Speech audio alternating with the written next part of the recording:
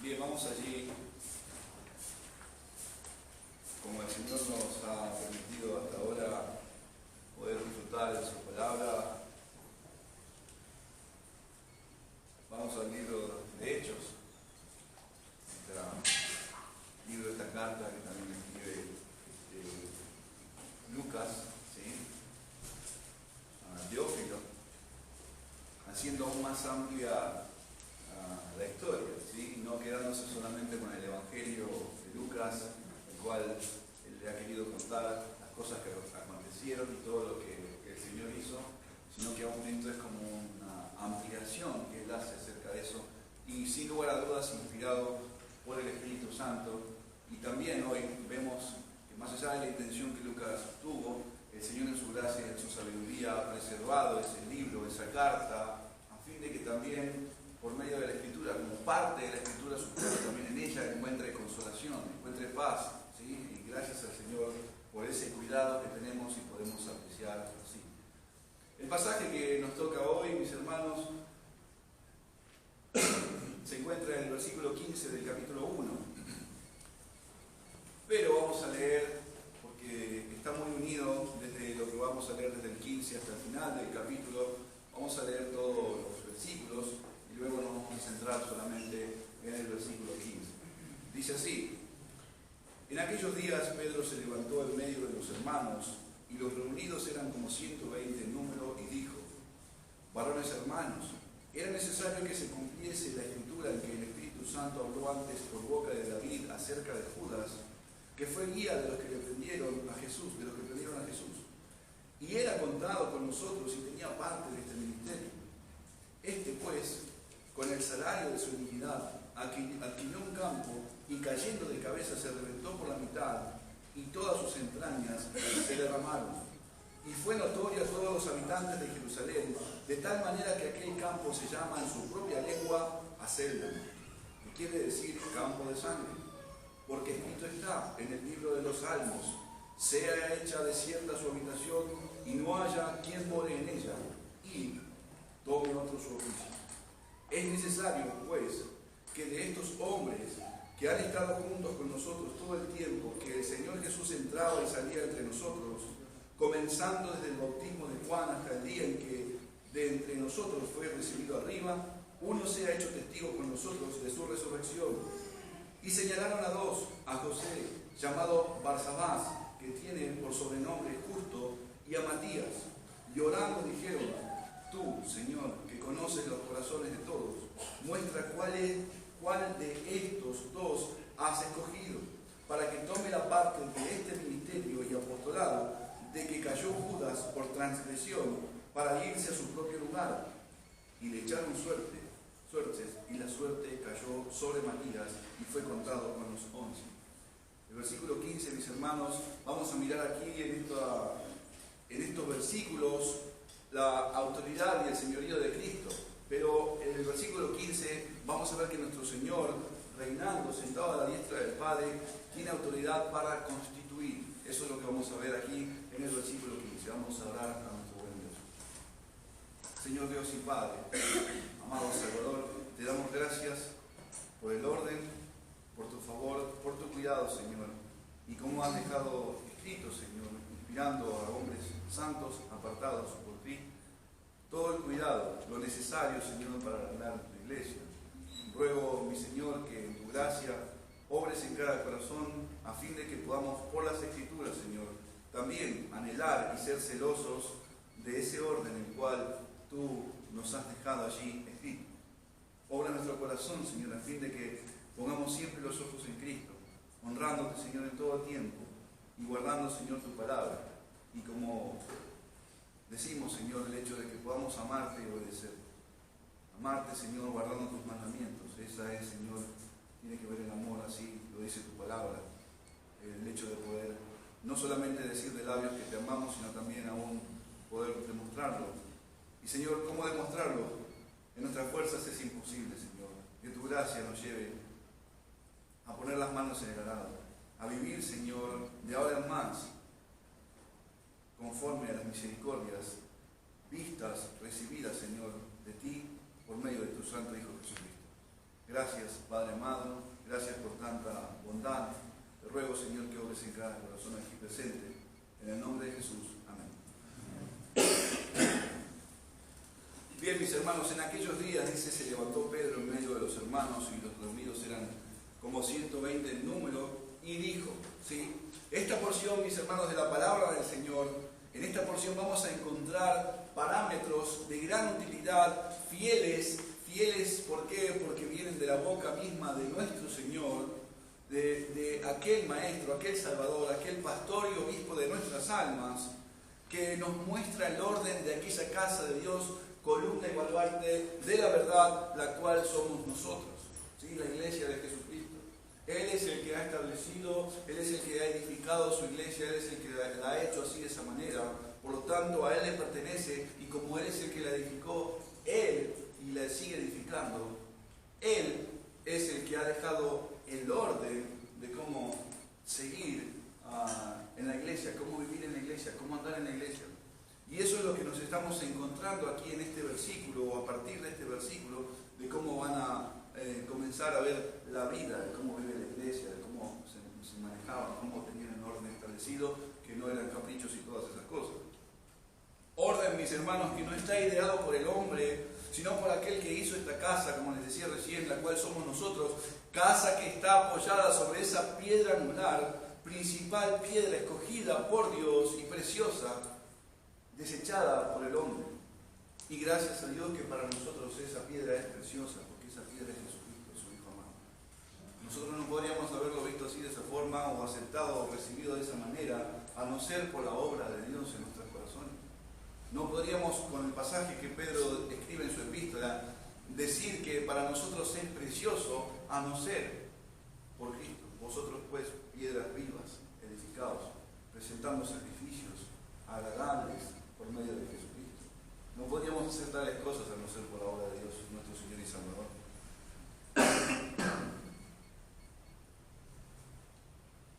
No debemos ignorar, mis hermanos, el contexto en el que se viene viviendo en aquellos días.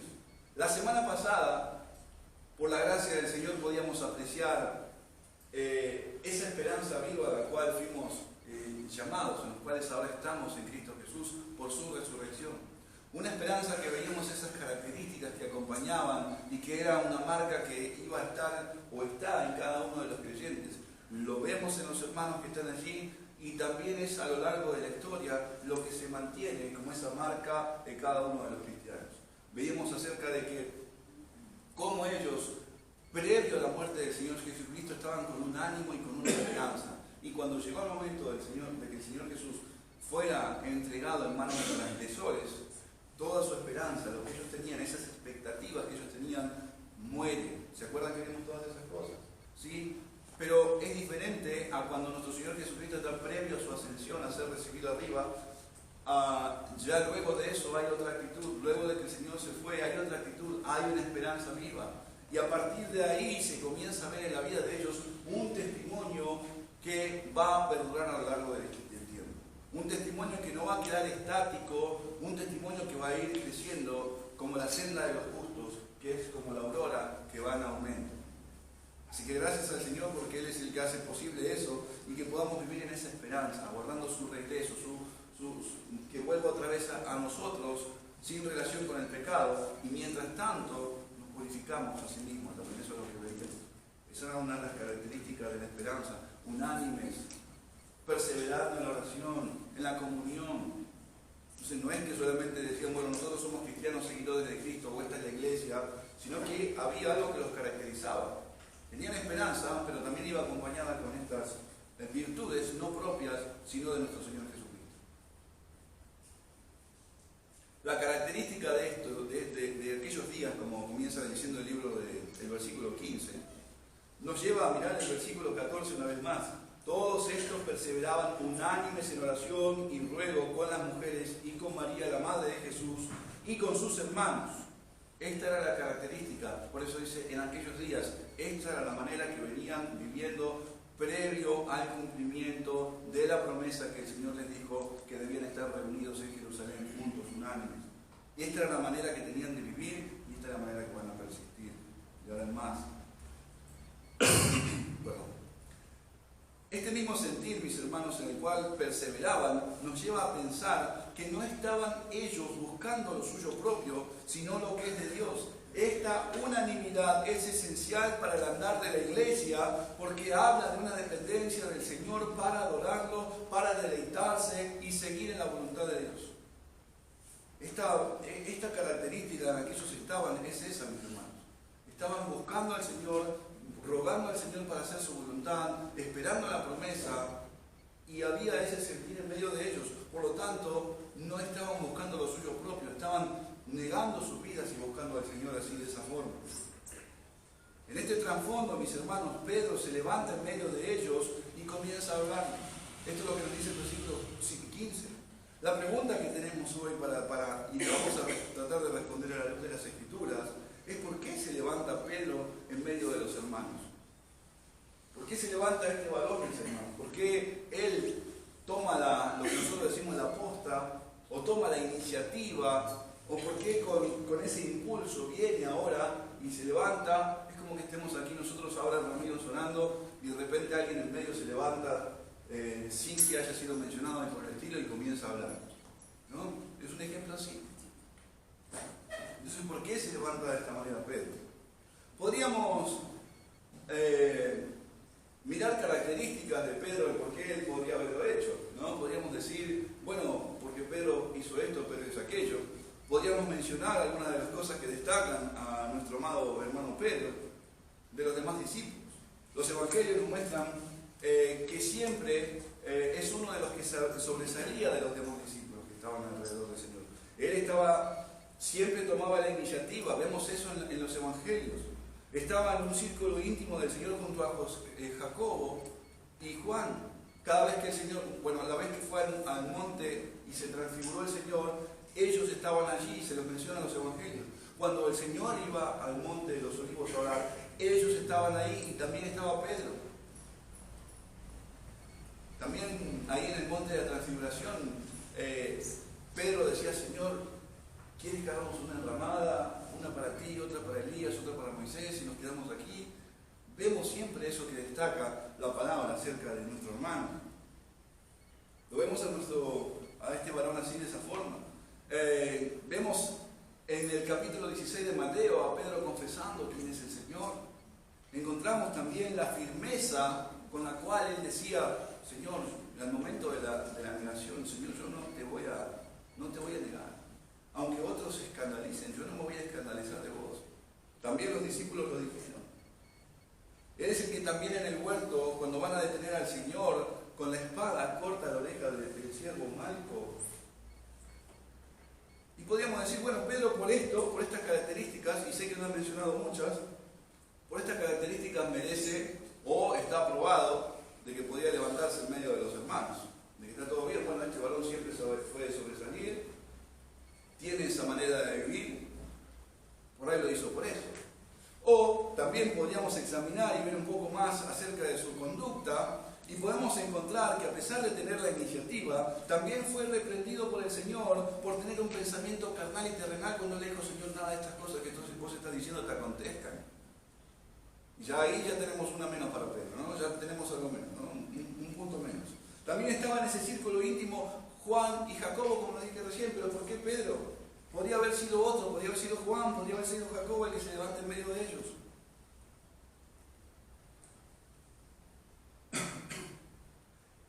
Podemos ver que la confesión que hizo acerca del Señor, de que Él era el Mesías, el Hijo del Dios viviente, el Cristo, el Hijo del Dios viviente, no fue un mérito de Pedro. El Señor le dice: Pedro, bienaventurado eres porque no te lo reveló carne y sangre, te lo reveló mi Padre que está en los cielos.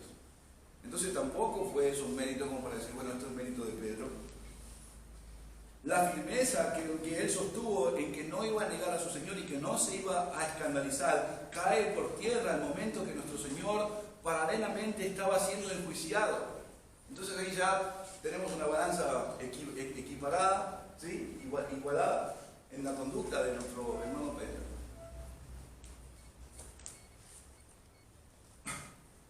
Entonces, mirando así, mis hermanos, podría uno hacer una revisión acerca de esto y poner en una balanza y decir la verdad que no sé por qué se levantó Pedro, si su manera de vivir fue más o menos así, ¿no?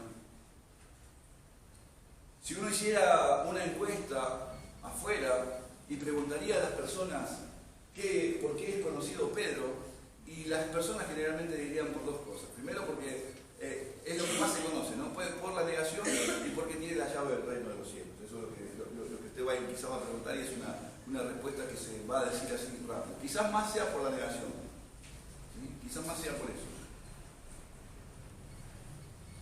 Pero eso es, mis hermanos, cómo el hombre puede ver las cosas. Esa es la manera de verlo de una forma carnal, y no considerar que acá el que está llamando, o el que va a respaldar a Pedro o a llevarlo a la obra o a esta tarea es el Señor Jesucristo. Pero ahora imagínense, con el trasfondo que tenemos aquí de que todos estaban unánimes, cambiemos eso por un momento. Imaginemos que no está el Espíritu en medio de ellos. ¿Sabe lo que sería toda esa situación? Si Pedro se levanta en una situación de esa y no está esa unanimidad, ese sentir, lo primero que saldría es envidias y contiendas, vanagloria también. Ya saltaría quizás Juan y diría: pero pará, Pedro, ¿por qué te levantas vos si no te acordás que yo soy el que pasaba tiempo recostado al lado del Señor esa última noche que estoy cocinando? También dice que estaba María, la madre de Jesús. ¿Y qué podía decir? Espere, es mi hijo, ¿no? ¿Usted por qué se levanta? Pero pensando en el hecho de todas las cosas que pueden generarse en el corazón de nosotros cuando puede pasar una situación así, ¿sí? Otro podría haberse levantado y decirle: Pedro, ¿pero por qué te levantás vos? Acabás de venir de haber negado al Señor. Sos el menos indicado para hablar. Vos acabás de negar a tu Señor mismo. Vos que tan fervientemente te parabas y que decías que no lo ibas a negar, sos el primero que saliste corriendo. Imaginen esa secuencia, mis hermanos. Imaginen eso si el Señor no hubiera tenido el control, si el Espíritu no estaba en medio de ellos. Pero sigo preguntando por qué, mis hermanos. Se levantó Pedro. Ese tipo de actitudes y contiendas que pueden generar, mis hermanos, no vienen del Señor. Yo cité eso a modo de ejemplo, pero la pregunta es: bueno, ¿pero por qué? ¿Quién te puso? ¿Se acuerdan, por ejemplo, un caso cuando Moisés salió a visitar a sus hermanos? Dice, él estaba todavía ahí con los egipcios, estaba con Faraón, y vio a dos de sus hermanos que reñían, y él quiso ponerlos en paz. Y uno de ellos le dijo: ¿quién te ha puesto a ti por príncipe y juez sobre nosotros? ¿Pensabas matarme como mataste al egipcio? Entonces siempre está ese menosprecio, puede existir todo eso, mis hermanos, pero no es algo que encontramos acá en el pasaje. También vamos a encontrar una actitud así en Números capítulo 16, con aquel pasaje conocido como la rebelión de Coré. Miren, el versículo 1 del capítulo 16 dice así: Coré, hijo de Ishar, hijo de Coat, hijo de Leví, Datán y Abiram, hijos de Eliab, y On, hijo de Pelet, de los hijos de Rubén, tomaron gente y se levantaron contra Moisés con 250 varones de los hijos de Israel, príncipes de la congregación, de los del consejo, varones de renombre, y se juntaron contra Moisés y Aarón y les dijeron: basta ya de vosotros, porque toda la congregación, todos ellos son santos, y en medio de ellos está Jehová. ¿Por qué pues os levantáis vosotros sobre la congregación de Jehová? ¿Sí? Pero no tenemos este argumento acá. No tenemos alguien que se haya levantado al momento de que nuestro hermano Pedro se levanta así para hablar del Señor. No tenemos ese argumento de esa forma. Y la diferencia hace el hecho de que Dios, el Espíritu del Señor, estaba obrando, estaba en ese momento, cada uno estaba buscando lo suyo, no lo suyo propio, sino lo que es de Cristo. Estaban unánimes en el mismo sentido. Y no había esa actitud de envidia, de contienda, de decir: ¿por qué este y no yo? ¿Por qué aquel y no yo? La realidad, mis hermanos, es que nuestro amado hermano Pedro está en pie, y no haciendo alusión al hecho de que él se levantó entre ellos, sino que el hecho de que pueda estar firme ahora, en este momento, es por pura gracia del Señor. Y el hecho de que se levante en medio de los hermanos no es por capricho suyo u otra de sus anticipaciones considerando el pasaje y la armonía que hay a causa del Espíritu Santo en las vidas de ellos, no hay en ninguno de estos hermanos, creo yo, ningún concepto más alto de sí que debe tener. Ni aún tampoco Pedro. No es que, como le dije recién, por todo el prontuario de buena conducta que tenía, dijo, bueno, me voy a levantar por todo lo que pasé.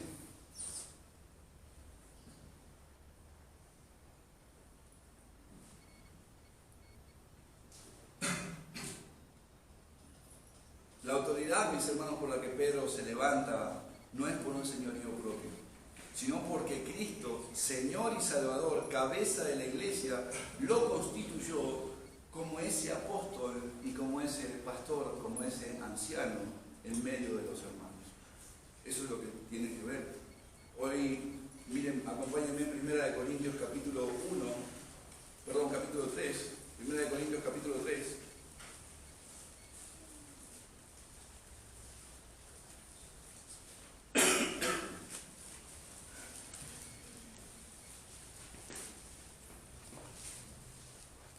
Pablo hace una reflexión a los hermanos para no ver estas cosas que cada uno estaba diciendo, yo soy de acá, yo soy de allá, a fin de que los hermanos saquen los ojos de los hombres y puedan valorar y considerar la obra de gracia del Señor Jesucristo.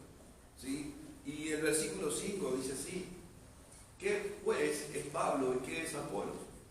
Servidores por medio de los cuales habéis creído, y eso según lo que cada uno le concedió el Señor. Yo planté, Apolo regó, pero el crecimiento lo ha dado Dios. Así que ni el que planta es algo, ni el que riega, sino Dios que da el crecimiento. Y el que planta y el que riega son una misma cosa, aunque cada uno recibirá su recompensa conforme a su labor. Porque nosotros somos colaboradores de Dios y vosotros sois labranza de Dios y edificio de Dios, conforme a la gracia de Dios que me ha sido dada. Yo como perito arquitecto puse el fundamento y otro edifica encima, pero cada uno mire cómo el sobreedifica, porque nadie puede poner otro fundamento que el que está puesto, el cual es Jesucristo. Entonces el hecho de llevar adelante esta tarea no pone a que se pongan a decir, bueno, este es más que este, sino que esto proviene de nuestro Señor Jesucristo, proviene de Él mismo, el cual es ese fundamento de la iglesia. Y Él es el que ha establecido, o el que ahora se ha levantado en medio de los hermanos. Y con respecto, mis hermanos, a todo lo que pueda haber hecho Pedro, todo su pasado, mis hermanos, Cristo los cargó sobre sí en la cruz también a Él, a lo que Él hizo, como también a lo de los demás. Más allá de que sobresalga esa negación, aquí tenemos un hermano que fue guiado al arrepentimiento por la benignidad del Señor, a quien, por causa de ese pecado, luego en las Escrituras nos dicen que lloró amargamente, y fue invadido de una tristeza que según Dios produce arrepentimiento para salvación, de la cual no hay que arrepentirse, pero la tristeza del mundo produce muerte. Eso es lo que vemos acá. Vemos a un hombre que ha sido restaurado por el Señor firme. Ahora sus pecados ya han quedado. No es que Pedro ignora lo que hizo, pero él está confiando en la gracia de su Señor Jesucristo, el cual lo ha justificado y lo ha limpiado y lo ha perdonado para poder llevar adelante esta tarea. Por eso él está en pie, mis hermanos, y puede fortalecer a los corazones de los hermanos y cumplir con la tarea que el Señor le ha encomendado. Por eso, esa tristeza que vemos en Pedro, la cual, como les decía recién, lloró amargamente, vino de Dios. Es el arrepentimiento que lo guió en su benignidad para poder ir a Cristo nuevamente.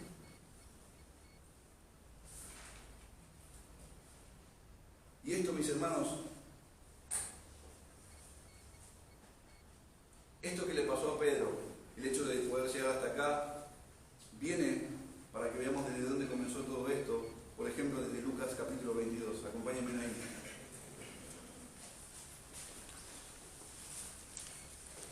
Yo he mencionado parte de este versículo hace rato,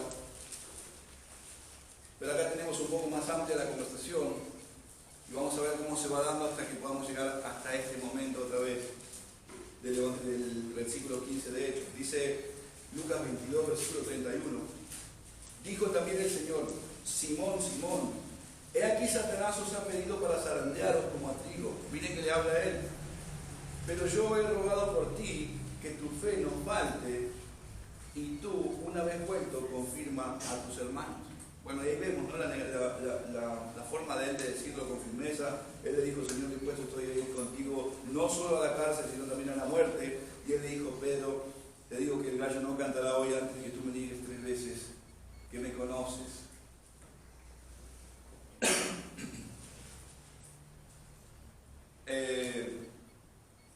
Después de esta conversación, luego de la resurrección de nuestro Señor, ya cuando pasó toda esa situación, en el Evangelio de Marcos, el capítulo 16, versículo 17, el ángel del Señor que le habla a las mujeres, él dice algo, por ejemplo, dice allí en el versículo 7: pero id y haced saber a sus discípulos y a Pedro que él va delante de vosotros a Galilea, allí le veréis como os dijo. ¿Sí? Me llama la atención cuando dice eso, que le digáis esto a los discípulos y a Pedro. No está haciendo separación, pero pienso también de la situación en la que viene saliendo Pedro y cómo el Señor se está encargando de ya ir preparando o llevándolo para que ponga los ojos en él, y luego va a tener una conversación más profunda con él para afirmarlo y confirmarlo, y luego él haga esto con los hermanos. Miren, el Evangelio según San Juan, capítulo 21. En la tercera vez que él aparece a sus discípulos, luego de su resurrección, el versículo 15 dice así: cuando hubieron comido, Jesús dijo a Simón Pedro: Simón, hijo de Jonás, ¿me amas más que estos? Le respondió: sí, Señor, tú sabes que te amo. Él le dijo: apacienta mis corderos. Volvió a decirle la segunda vez: Simón, hijo de Jonás, ¿me amas? Pedro le respondió: sí, Señor, tú sabes que te amo. Le dijo: pastorea mis ovejas. Le dijo la tercera vez: Simón, hijo de Jonás, ¿me amas? Pedro se entristeció que le dijese la tercera vez: ¿me amas? Y le respondió: Señor, tú lo sabes todo. Tú sabes que te amo. Jesús le dijo: apacienta mis ovejas. De cierto te digo, cuando eras más joven te ceñías e ibas a donde querías, mas cuando ya seas viejo extenderás tus manos y te ceñirá otro y te llevará a donde no quieres. Esto dijo dando a entender con qué muerte había de glorificar a Dios, y dicho esto, añadió: sigue. Pero lo que el Señor está haciendo, mis hermanos, aquí en estos versículos, cuando le hace las preguntas y después de cada pregunta le dice: pastorea, apacienta, está llevándolo a que piense lo que le dijo: una vez vuelto vas a confirmar a tus hermanos. ¿Y cómo va a ser? Vas a pastorear, vas a apacentar a cada uno de ellos. Vas a tener esta tarea para hacerlo y vas a morir de esa forma. Esta va a ser tu vida, esta va a ser tu manera de vivir de ahora en más. Esto es lo que vas a hacer.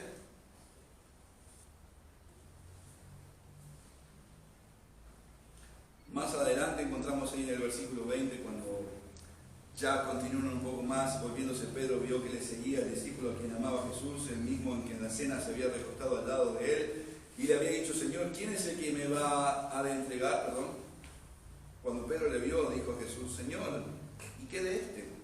Y Jesús le dijo: si quiero que él quede hasta que yo venga, quédate y sígueme tú. O sea, esta va a ser tu manera de vivir. Vos ocupate de hacer lo que te digo. Ocupate de confirmar a tus hermanos. Ocupate de apacentar mis ovejas. Y no mires al costado. Ocupate de hacer lo que te dije. No mires al otro, no mires a Juan. Y esto, mis hermanos, es lo que está aconteciendo acá en el versículo 15. Nos habla de un hermano que, conforme a la palabra del Señor, fue zarandeado, como también los otros discípulos, pero ahora, una vez vuelto, lo que está haciendo al levantarse en medio de la iglesia es confirmar, y que quiere decir afirmar a los hermanos en el Señor, en su palabra, en su andar. Eso es lo que está haciendo Pedro. Una idea para tener esto y cómo lo vemos también cuando ya encontramos, por ejemplo, miren, Hechos capítulo 18. Vamos a ver cómo esto también perdura en la vida de los apóstoles, y su anhelo es esto para con los hermanos. Y acá lo vemos a Pablo en el capítulo 18. En el versículo 22 dice: habiendo arribado a Cesarea, subió para saludar a la iglesia y luego descendió a Antioquía. Y después de estar allí algún tiempo, salió recorriendo por orden la región de Galacia y de Frigia, confirmando a todos los discípulos. Eso tiene que ver el hecho de que estaba ese anhelo y ese cuidado de apacentar y de procurar de que cada uno de los discípulos sean afirmados en la gracia del Señor, en el Señor mismo, en su palabra, para poder vivir el resto que queda de sus vidas aferrándose al Señor. Ese era el cuidado que tenían que tener y que tienen que tener esas autoridades. Romanos capítulo 1 es el anhelo que vamos a encontrar otra vez y se hace manifiesto, lo cuentan ellos por las cartas, pero se manifestaba y hubo oportunidades que lo pudieron hacer. En el capítulo 1, versículo 9 dice así, o podríamos tener el 8 también: primeramente doy gracias a mi Dios, mediante Jesucristo, con respecto a todos vosotros, de que vuestra fe se divulga por todo el mundo, porque testigo me es Dios, a quien sirvo en mi espíritu, en el evangelio de su Hijo, de que sin cesar hago mención de vosotros siempre en mis oraciones, rogando que de alguna manera tenga al fin, por la voluntad de Dios, un próspero viaje para ir a vosotros, porque deseo veros para comunicaros algún don espiritual, a fin de que seáis confirmados. Esto es para ser mutuamente confortados por la fe que nos es común a vosotros y a mí. Otra vez, ese anhelo y ese deseo, no solo de comunión y de ver a los hermanos, sino de que puedan afirmarse en Cristo. ¿Qué más? Segunda de Tesalonicenses.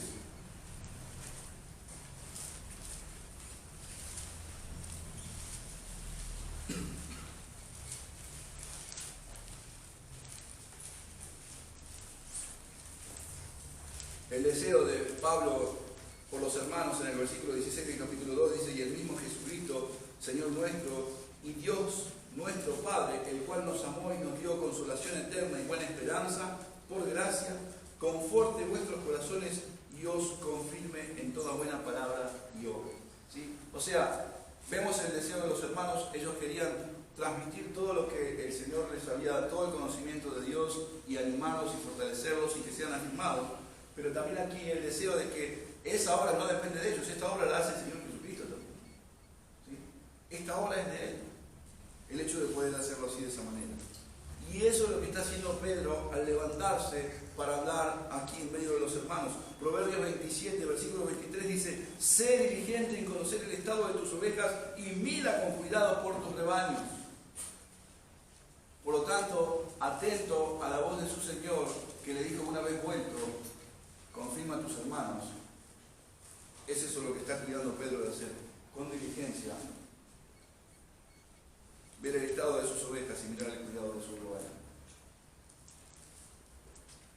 Esto también los hermanos tratan de llevarlo a aquellos que estaban como pastores u obispos en la iglesia del Señor. Y Pablo, hace este ruego a los hermanos en el capítulo 20, creo que lo conocemos muy bien, en el versículo 28, dice Pablo: por tanto, mirad por vosotros mismos, le dice a los ancianos en Éfeso, y por todo el rebaño en que el Espíritu Santo os ha puesto por obispos, para apacentar la iglesia del Señor, la cual Él ganó con su propia sangre.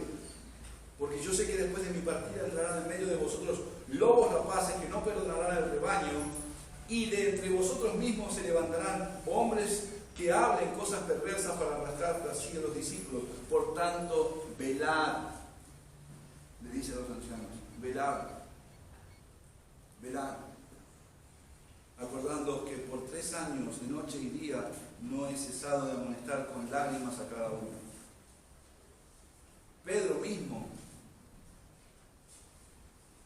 luego de un tiempo, escribe en la epístola, en el capítulo 5 de Primera de Pedro, en el versículo 1, dice así: ruego a los ancianos que están entre vosotros, yo anciano también con ellos, y testigo de los padecimientos de Cristo, que soy también participante de la gloria que será revelada, apacentad la grey de Dios que está entre vosotros, cuidando de ella, no por fuerza, sino voluntariamente, no por ganancia deshonesta, sino con ánimo pronto, no como teniendo señorío sobre los que están a vuestro cuidado, sino siendo ejemplos de la grey.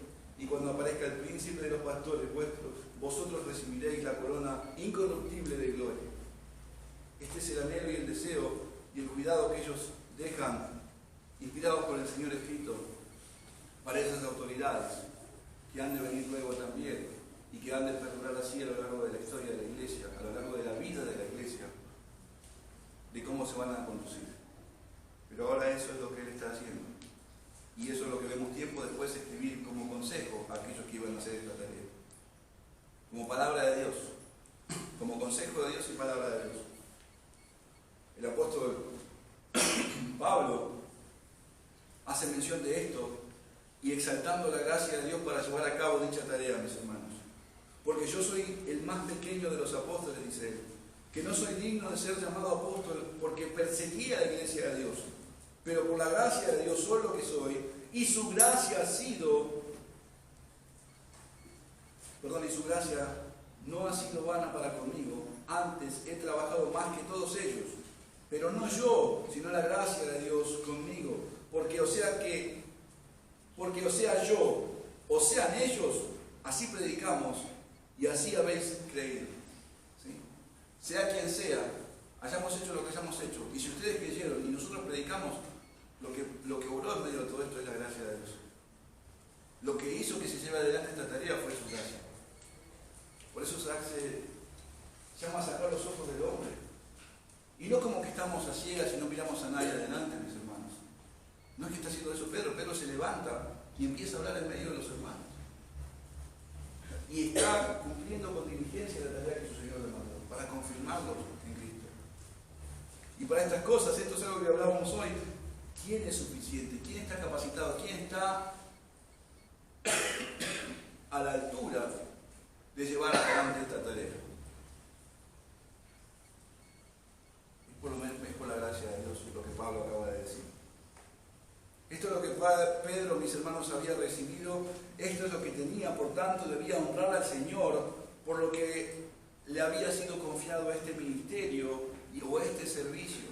Es un poco diferente situación, ¿no? Pero es un poco lo que Pablo está diciendo en su primera epístola a Timoteo. Le dice: doy gracias al Señor, a Jesucristo, ¿no?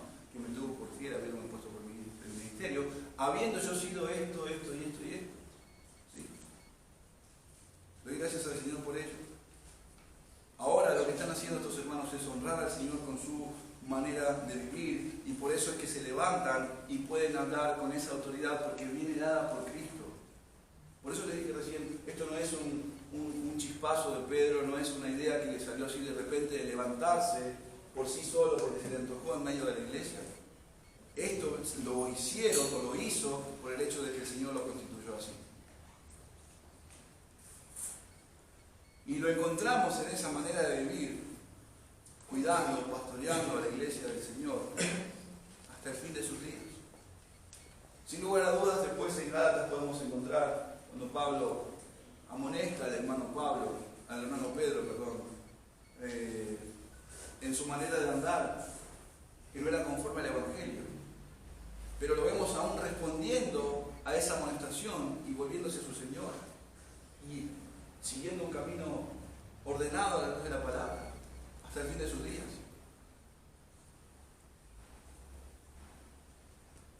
Y lo que encontramos, mis hermanos, si vemos hasta el final del relato, cuando termina ya, no vamos a mirar a su tiempo, vamos a ver si el Señor lo repite, es que la iglesia escucha lo que Pedro dice, porque va a hablar acerca de lo que va a citar la Escritura, acerca de lo que pasó con Judas. Y vemos al final de que terminan eligiendo a uno que va a tomar el apostolado, va a ocupar ese lugar. Entonces eso nos habla de una sumisión también de la iglesia, una sumisión de los hermanos en lo que hace Pedro, y no solamente lo que hace, sino en lo que dice. Porque lo hace con la autoridad de Cristo, como les decía recién, también lo dice con la autoridad que es la palabra de Dios. Y Pedro mismo escribe y dice: si alguno habla, hable conforme a la palabra de Dios. Ese es el mejor lenguaje que tenemos para andar. Y eso es lo que él está haciendo ahora en este momento. Está hablando conforme a la palabra de Dios. Y eso también respalda aquello que está haciendo para levantarse en medio de la iglesia. No es que se levanta, como dije recién, porque sí, con una idea: bueno, miren, a mí se me ocurrió de que falta uno y tenemos que poner un apóstol más. No, lo pero está haciéndose Él sometiéndose al Señor y a su palabra, a su voluntad, para que el Señor sea honrado en todo.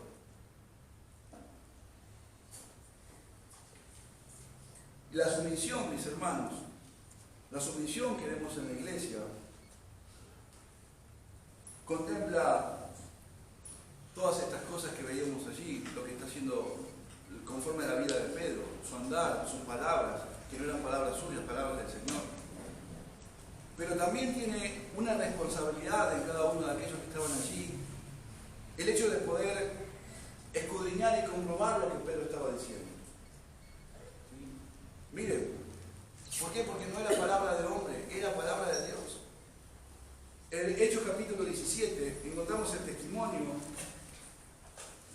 de estos hermanos en Berea. Inmediatamente los hermanos, el versículo 10, enviaron de noche a Pablo y a Silas hasta Berea, y ellos, habiendo llegado, entraron en la sinagoga de los judíos. Y estos eran más nobles que los de Tesalónica, que los que estaban en Tesalónica, pues recibieron la palabra con toda solicitud, escudriñando cada día las escrituras para ver si estas cosas eran así. O sea, ellos comprobaban que lo que estaba diciendo también los hermanos decían era acorde a las escrituras. Y eso también es una responsabilidad que recae sobre cada uno de todos nosotros, de poder verlo, de poder apreciar así conforme a la palabra de Dios. Así que dice Pablo, el que desecha esto, hablando de un consejo, de lo que estaba hablando acerca de la iglesia, no desecha a hombres, sino a Dios, quien también nos dio su Espíritu Santo.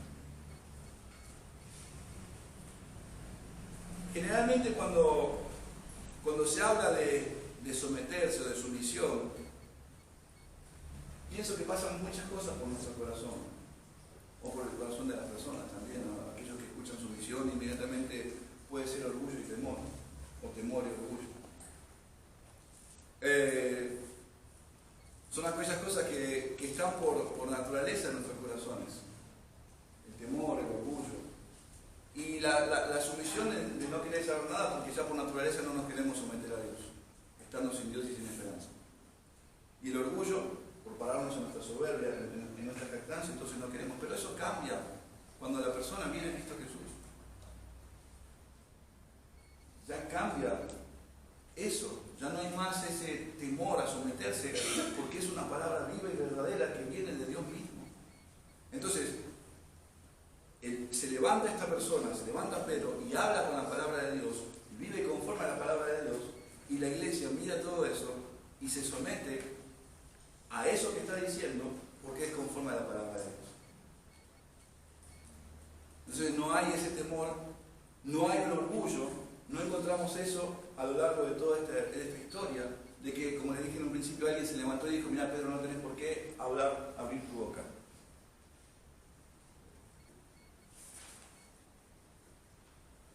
Yo sé que hoy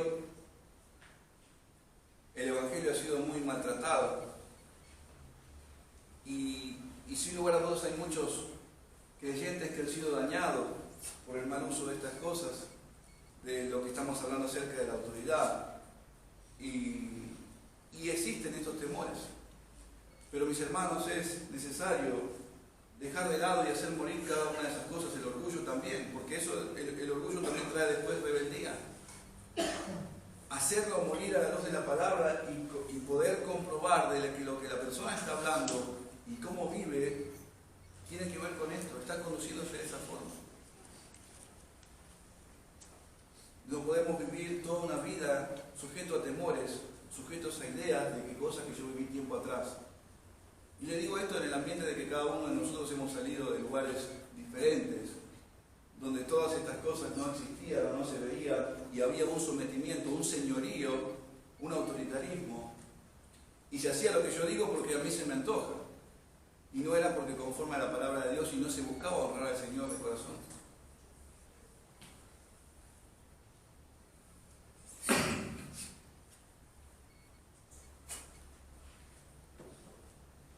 Segunda de Timoteo, antes de ir a Timoteo, voy al Evangelio de Mateo, Mateo capítulo 23, Lo que encontramos en las características del Señor, por ejemplo, para hablar, en otros capítulos se habla de que Él, cuando termina el Sermón del Monte, dice que Él les hablaba, la gente se quedaba maravillada porque les enseñaba como quien tiene autoridad y no como los fariseos.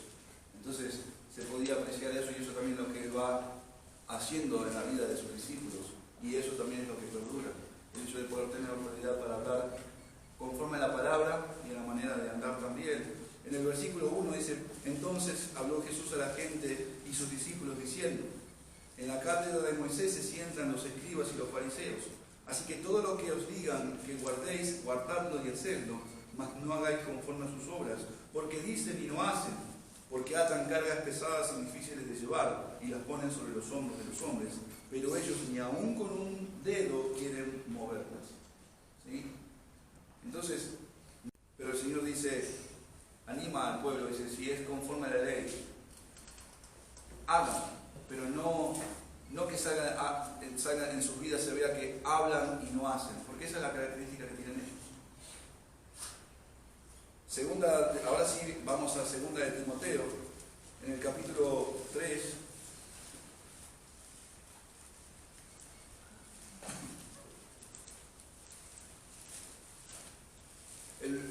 Pablo le dice a Timoteo: pero tú persiste, el versículo 14, en lo que has aprendido y te persuadiste sabiendo de quién has aprendido. ¿Sí? Persistí en esto, seguí en esto. Y no solamente eso, sino que dice en lo que has aprendido, en su andar al lado de Pablo. ¿Sí? Y también lo que te has persuadido, se ha encargado de ver de que todo lo que Pablo decía como autoridad de Cristo también él lo vivía. ¿Sí? Se ha ocupado de todas estas cosas. Y también, y que desde la niñez has sabido las Sagradas Escrituras, las cuales te pueden hacer sabio para la salvación por la fe que es en Cristo Jesús. ¿Sí?